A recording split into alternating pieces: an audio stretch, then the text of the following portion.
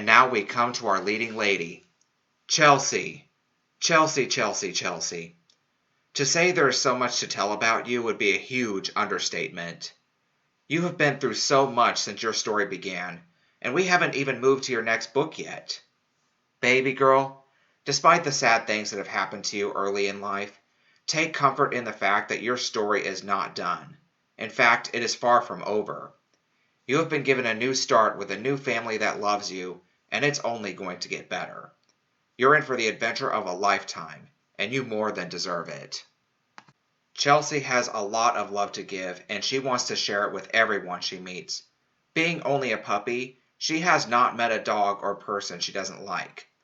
She doesn't have a mean or vicious bone in her body, and she enters life assuming everyone else is the same way.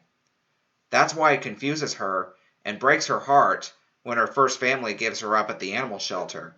The truth is, Chelsea did nothing wrong. All she did was try to play with the boy. The boy was more interested in watching TV and playing video games than connecting with the new puppy his parents brought him for his birthday. Chelsea gave him the benefit of the doubt when he kept ignoring her and thought he would come around eventually, but he never did. His parents seemed to like her okay, but they weren't that invested in her either.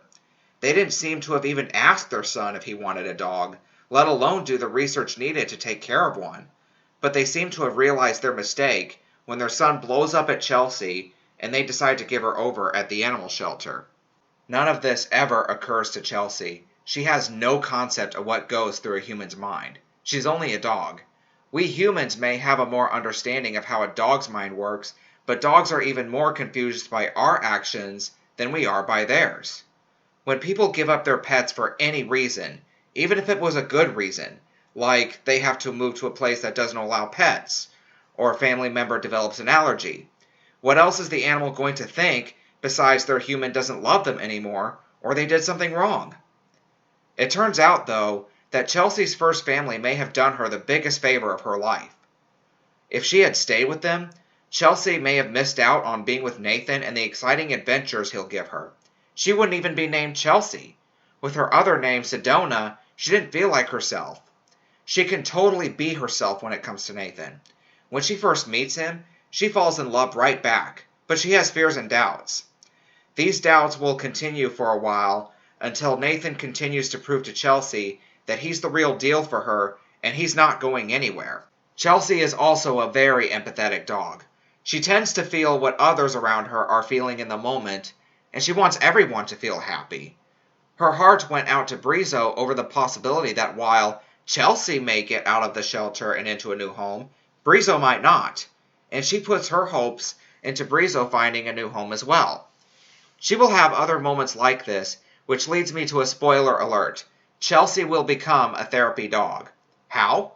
Keep reading the books as they come out.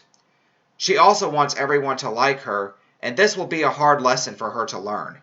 Not everyone will like you, and that's okay. If you have a dog, I'm sure you've noticed they don't like every dog they meet, just like you don't like every person you meet, even if you are both social beings. Chelsea will learn that when she has trouble connecting with Rocky, Ophelia, and George, and she'll also learn it's better to be respected than liked. This is just another thing she will struggle with due to the fact that she really feels and cares deeply for others. Obviously, Chelsea's story is far from over, but she's been given a better start the second time around, and she'll be okay. This really is a new beginning for Chelsea.